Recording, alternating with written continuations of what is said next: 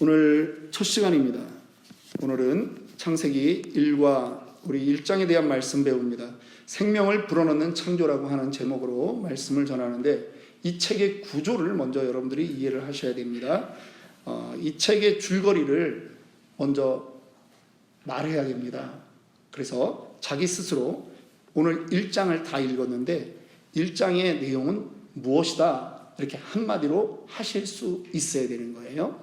오늘 우리가 읽었던 이 말씀은 무엇에 대한 기록입니까? 창조에 대한 기록입니다. 천지창조.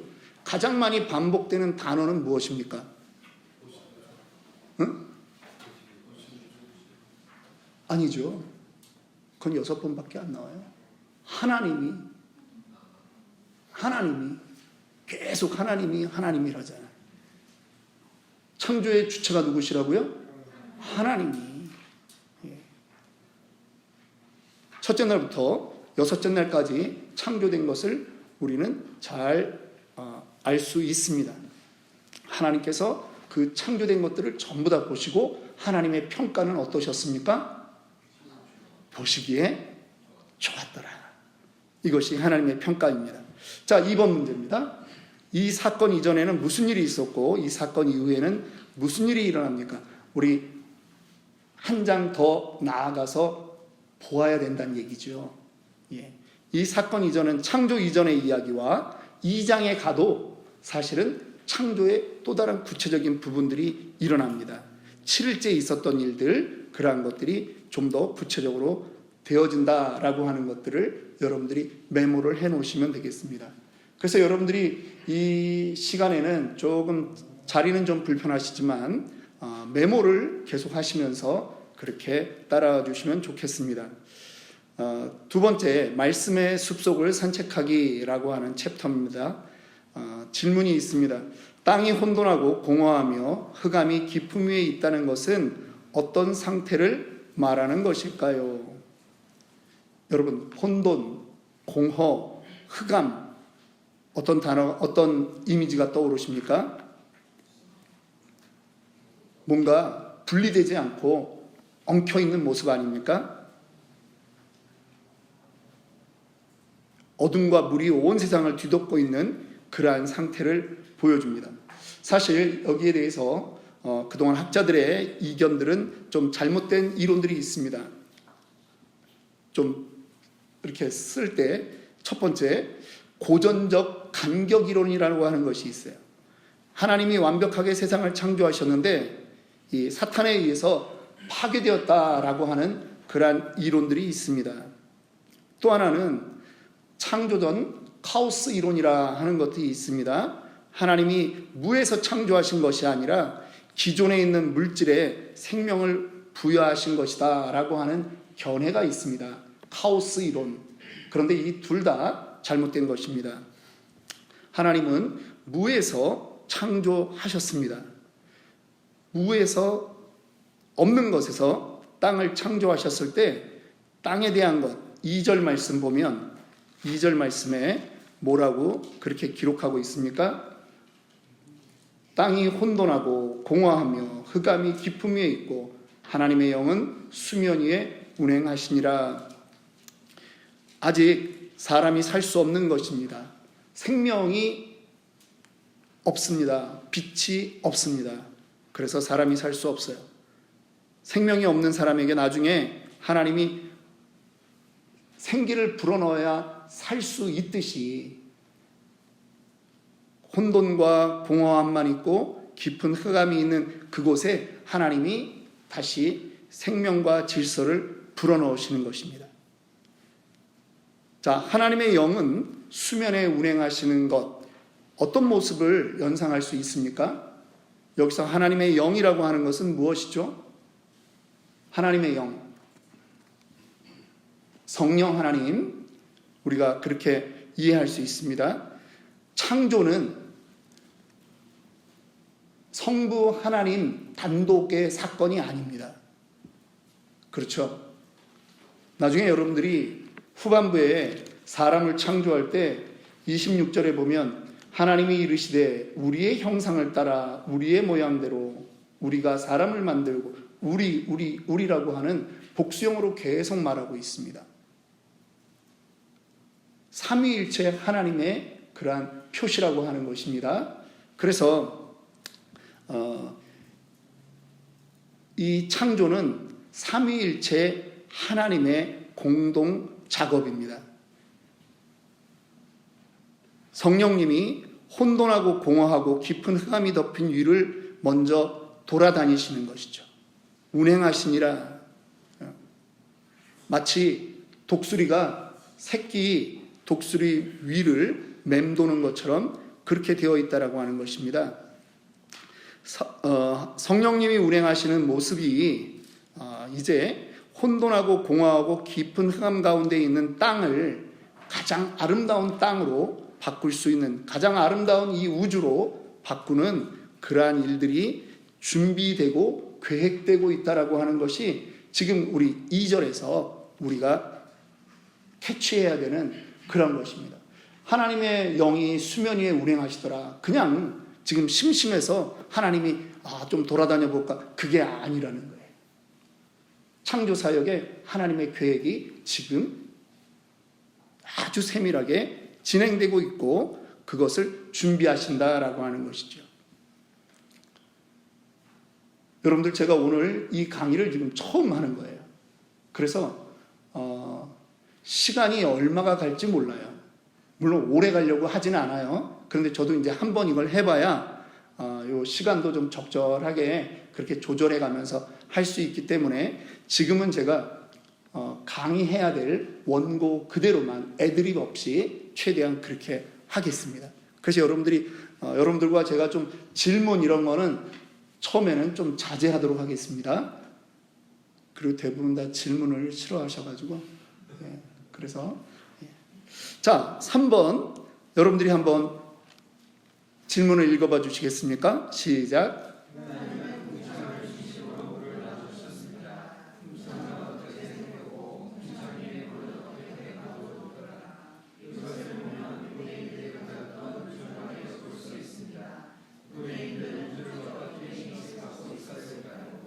여러분, 성경은 과학책이 아닙니다.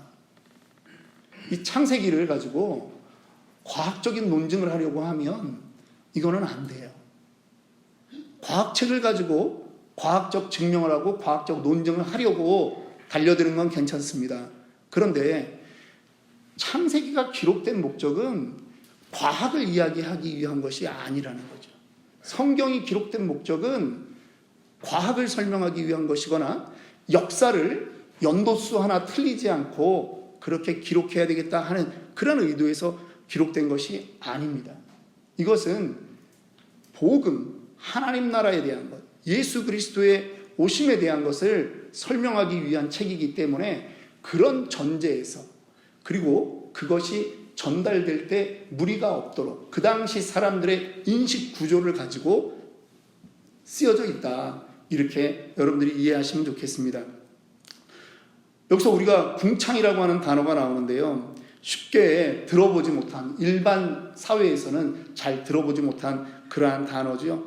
하나님께서 이 온 땅을 뒤엎고 있는 그 물을 두 부분으로, 두 공간으로 분리시켰는데 그것이 바로 궁창이라고 하는 것입니다. 궁창은 물을 보관하고 있는 그러한 곳이다 라고 생각하시면 됩니다.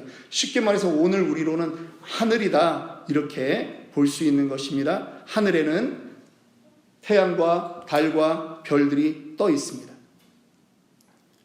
고대인들은 그거를 아주 둥근 지붕과 같이 그렇게 인식을 했다는 거죠. 그래서 그 안에 물이 가두어져 있다. 그래서 궁창에도 문이 있는데 어떤 문? 문을 열면 쏟아지는 그 물의 문, 수문, 이게 언제 열려요? 노아 홍수 때. 이게 이제 고대인들의 그 관념이라고 하는 거죠. 그래서 고대인들은 땅의 세계가 있으면 그 다음에 궁창의 세계가 있고 하늘, 그리고 신들이 거하는 그 하늘 위에 또 다른 궁창이 있다 이렇게 보았던 것이죠. 오늘날에 우리가 이해하는 그런 과학과는 다릅니다. 그래서 제가 전제를 드리는 거예요. 성경은 지금 과학을 논쟁하기 위해서 우리에게 그것을 기록하는 것이 아니라 그 당시 사람들이 이해할 수 있도록 그렇게 그들의 사고관념 안에서 기록했다 하는 것입니다.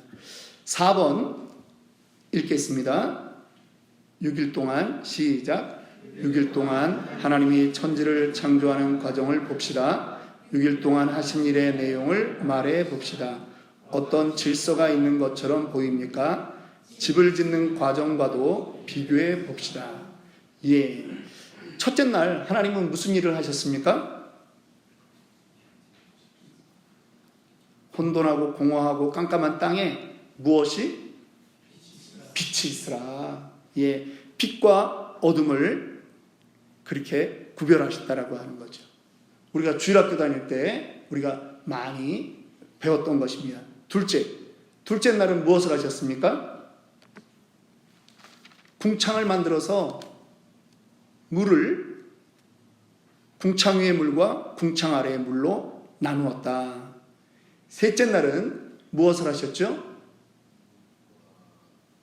셋째 날 물을 한 곳으로 모이게 해서 땅과 바다를 나누셨습니다.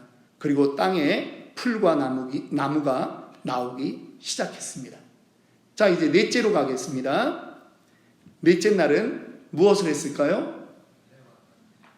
예, 해와 달을 두시고 별들을 만드셨습니다. 하늘에.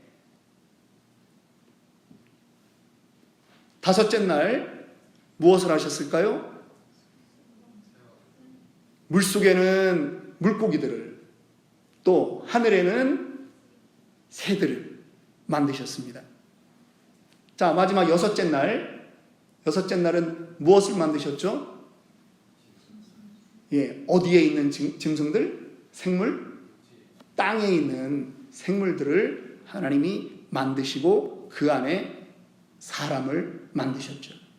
여러분, 여기에서 우리가 이 창조의 질서가 보이는 것입니다. 첫째, 둘째, 셋째 날. 첫째, 둘째, 셋째 날은 마치 이 건축을 할 때 하드웨어, 골조를 쌓듯이 그렇게 칸만 구별되는 건물처럼 그렇게 첫째, 둘째, 셋째 날은 구조를 나누시고 구조를 만드신 거예요. 하드웨어를 만드셨습니다. 그 다음에 넷째, 다섯째, 여섯째 날은 무엇을 하셨다고요? 그 첫째, 둘째, 셋째 날에 해당되게 그 안에 인테리어를 하신 거예요. 이해가 되십니까? 빛이 있고 낮과 밤이 생긴 다음에 넷째 날에는 하늘에 태양과 달과 별들을 만들어 놓으신 거예요. 자, 둘째 날에는 뭐라고요? 궁창, 물 위의 궁창과 궁창 아래 위의 물과 궁창 아래의 물로 물을 나누고, 이제 다섯째 날은 그래서 그 물이 나오니까 뭐가 연상이 돼요? 물에서 살아야 되는 것들, 거기에 하나님이 각종 생물들, 물고기들을 만들고 하늘 궁창에 날아다니는 새들을 하나님이 종류대로 만드셨던 것입니다. 셋째 날은 땅에 대한 부분이잖아요. 그래서 땅과 바다를 나누고 땅에는 물과 풀이 있었듯이 여섯째 날에는 이것이 더 구체적으로 땅 위에 생물들과 사람이 있었다. 이해가 되십니까? 첫째, 둘째, 셋째 날 하드웨어를 만드시고, 넷째, 다섯째, 여섯째 날 내부 실내 인테리어를 하나님이 하신 것입니다. 공간을 채우는 그러한 일들을 하나님이 하셨어요. 자, 이해가 되십니까? 네. 한 번도 수요일을 이런 식으로 강의를 안 해봐가지고 여러분들도 얼떨떨하고 그러신데, 예, 반응은 해주셔야 됩니다. 5번 읽도록 하겠습니다. 시작. 하나님이 사람들과 동물들에게 주신 먹거리는 무엇입니까? 하나님이 창조하셨을 때 동물과 식물들의 관계는 어떠했을 것 같습니까?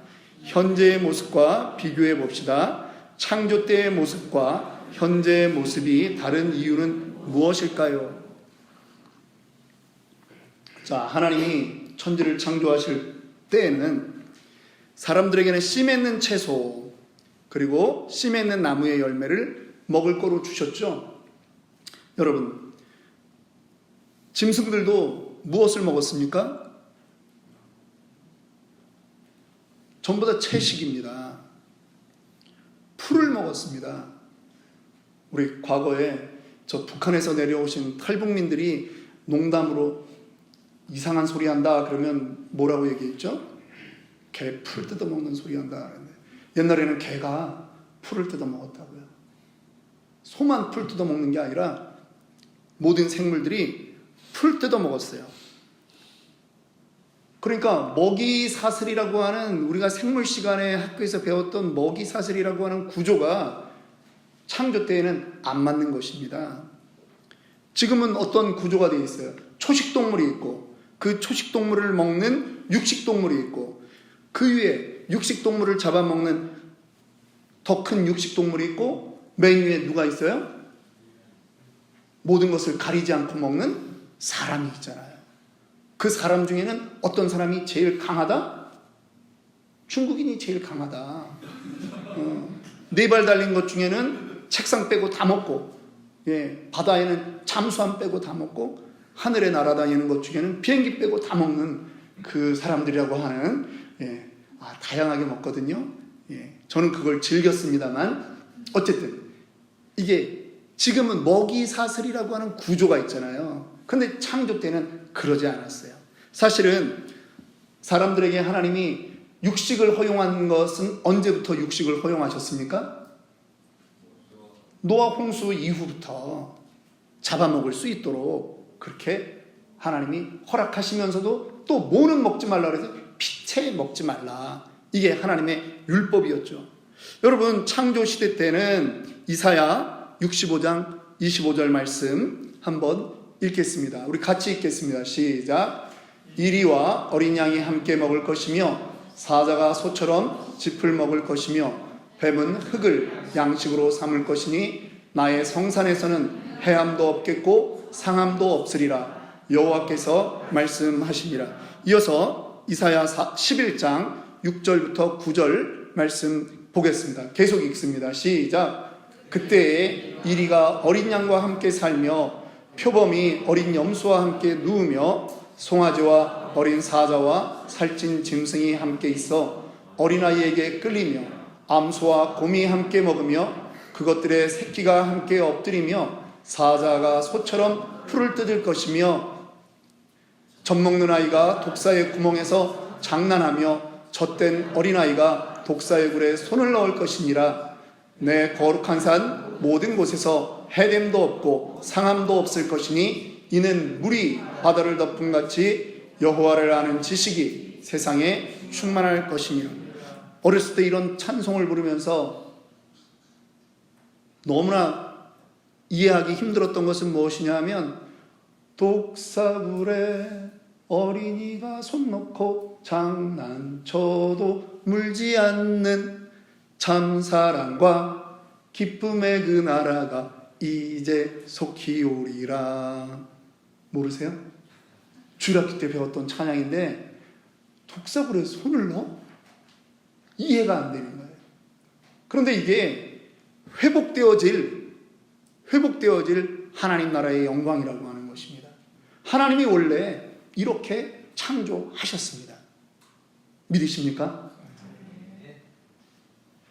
하나님이 원하는 것은 그것에 회복이 있을 것이다 라고 하는 거예요.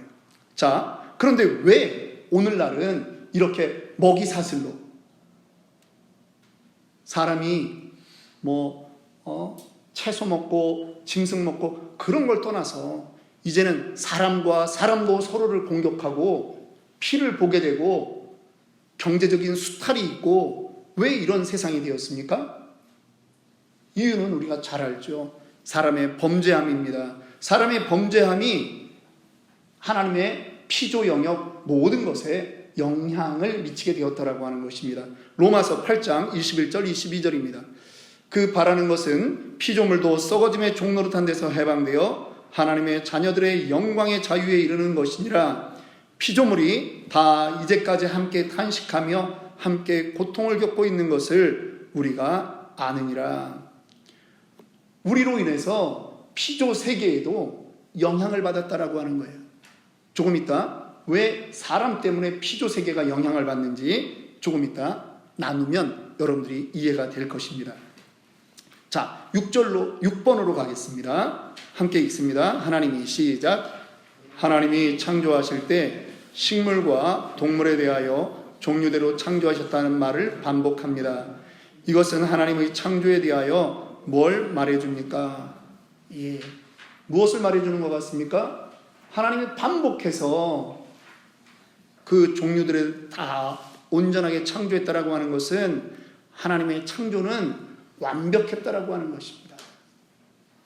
어디에도 하나님의 창조에 미스가 없는 거죠. 종류대로라고 하는 것은 풀, 채소, 나무, 수중생물, 공중생물 모두 적용되는 거예요. 하나님이 불완전한 것을 창조했는데 이것들이 진화되면서 완전해지는 것이 아니라는 것입니다.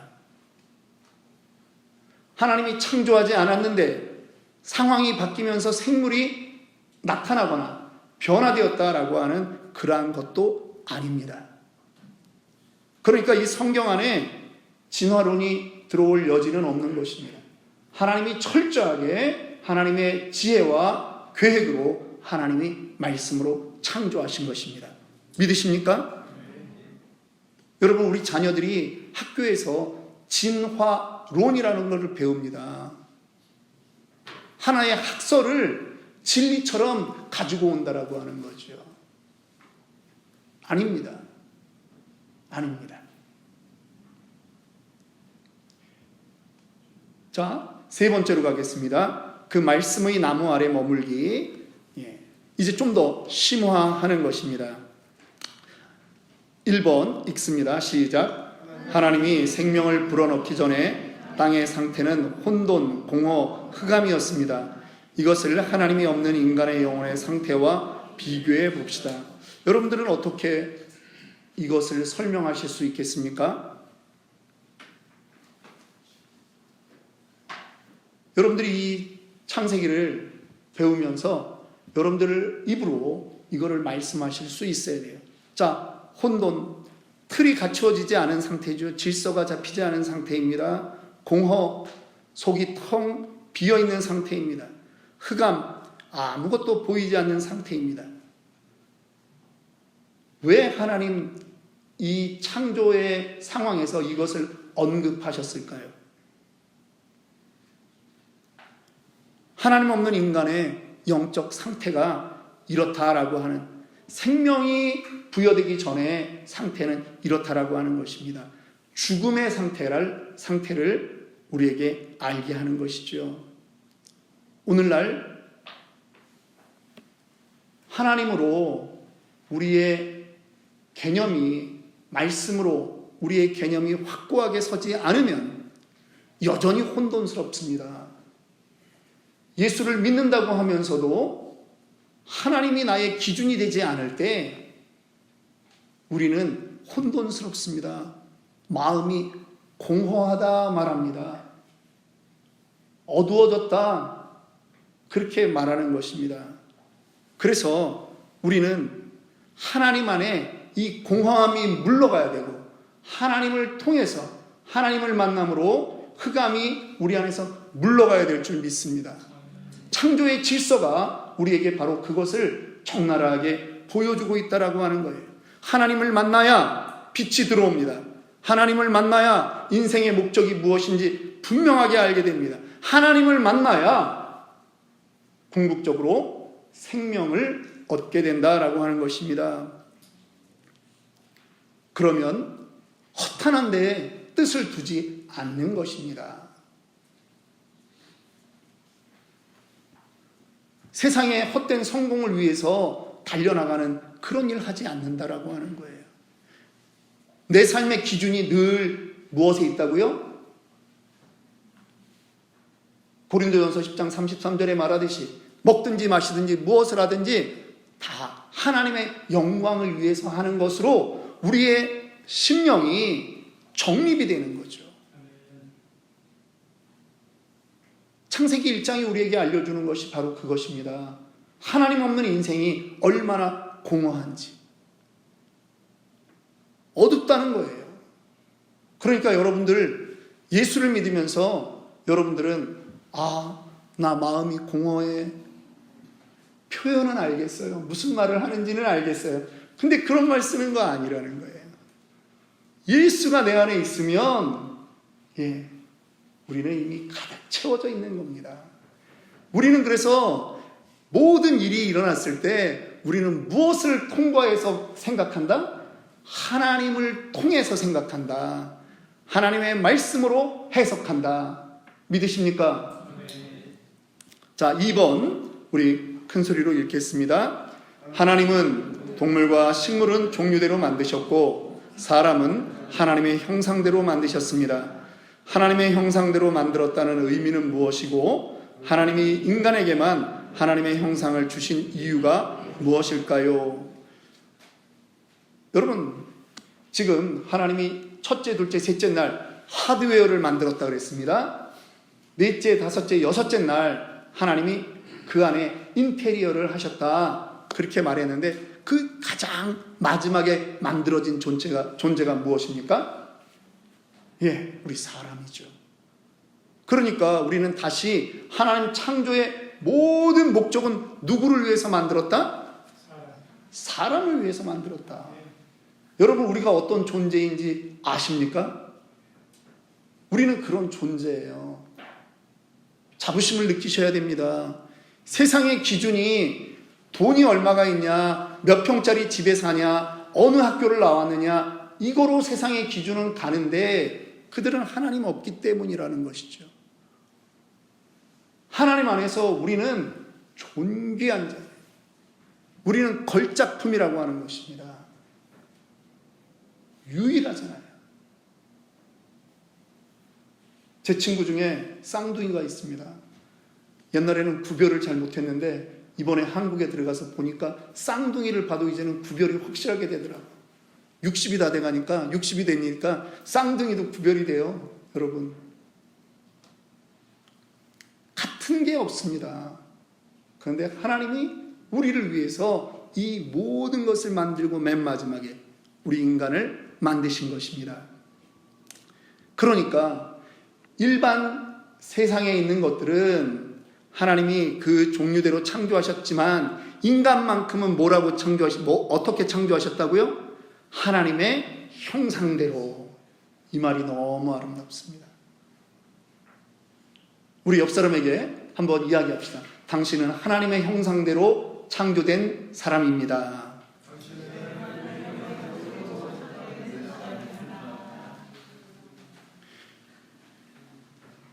인간에게만 하나님의 형상을 준 이유가 있습니다. 인간에게만 하나님의 형상대로 하나님이 만드신 이유는 바로 다른 피조물들을 다스리도록 하기 위해서. 28절 우리 한번 앞에 화면을 보시고 읽도록 하겠습니다. 시작. 하나님이 그들에게 복을 주시며 하나님이 그들에게 이르시되 생육하고 번성하여 땅에 충만하라. 땅을 정복하라. 바다의 물고기와 하늘의 새와 땅에 움직이는 모든 생물을 다스리라. 이 피조물들이 만만치 않은 것들이 많았거든요. 등치는 사람보다 컸던 것들이 많았거든요. 하나님이 그들을 다스리게 하기 위해서 사람을 하나님의 형상을 따라서 만들게 했던 것입니다. 그래서 우리는 하나님의 대리 통치자인 것이에요. 우리에게는 하나님이 주신 능력이 상응하는 능력이 있습니다. 왜 그 능력이 주어졌다고요? 피조물을 정확하게 하나님의 대리자로 통치하고 다스릴 수 있게 하기 위해서 하나님이 우리를 그 하나님의 형상으로 만들었기 때문에 상응하는 능력이 있습니다. 우리에게는 지혜가 있습니다. 하나님이 또 더 우리에게 넣어주신 것은 하나님, 영혼을 사모하는 마음을 주셨어요. 하나님을 찾는 마음을 주셨어요. 또 누군가를 사랑하는 마음을 주셨어요. 사랑 없이 통치할 수 없거든요. 그래서 우리에게 이러한 마음들이 다 있는 것입니다. 우리가 지난번에 제가 한국 나가기 전까지 꿈을 찾아서라고 하는 제목으로 계속 말씀을 전했습니다. 하나님이 사람마다 그들에게 소명을 주셨다라고 계속 매 시간마다 말씀했습니다. 언제 주셨다고요? 이 사람을 만들 때 하나님이 다 그들에게 주신 것이에요. 감정을 주시고 헌신할 수 있는 의지를 주셨다라고 하는 것입니다. 그래서 우리는 그것을 학문적으로 얘기하면 뭐라고 얘기해요? 지정의라고 얘기하는 거죠. 지식과 감정과 의지. 여러분, 이것이 하나님을 못 만나면 다른 쪽 방향으로 향할 수 있어요. 그래도 지정의는 역할을 하거든요. 그런데 우리가 온전한 사람이 되는 거는, 온전한 행복을 누리며 온전히 살아갈 수 있는 사람이 되는 건 하나님 앞에서 우리의 지정의가 제대로 정립되고 발휘되어야 될 때, 그때 바로 나타난다라고 하는 것입니다. 웨스트민스터 소요리 문답 10번에 보면 하나님의 형상을 세 가지로 말하고 있습니다. 첫째, 지식, 공의, 거룩함.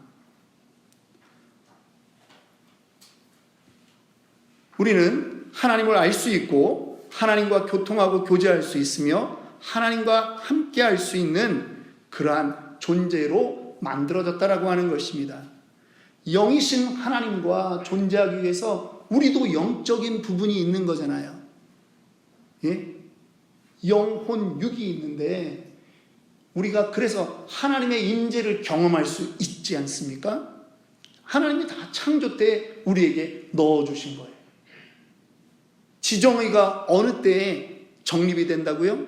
하나님을 온전히 경험할 때, 하나님을 만날 때.